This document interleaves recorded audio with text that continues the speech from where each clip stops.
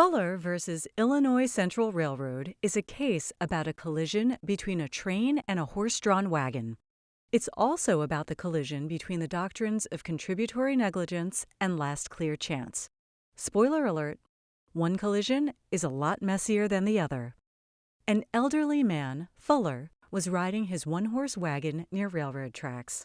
As he approached the tracks, because he didn't stop or look for trains, he didn't notice an oncoming train. The tardy Illinois Central Railroad train was approaching at 40 miles per hour, faster than usual. Fuller was on the tracks in plain view when the train was approximately 660 feet away from him. The engineer didn't stop or slow the train. The engineer's only warning was a whistle blast approximately 20 seconds before the train crashed into Fuller's wagon, killing him instantly. Expert witnesses testified that at that speed, the train could have stopped within 200 feet.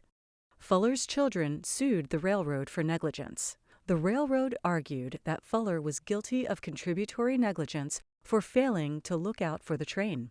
In response to this, Fuller's children argued that the engineer had the last clear chance to avoid injury either by quickly braking or sounding an earlier warning whistle.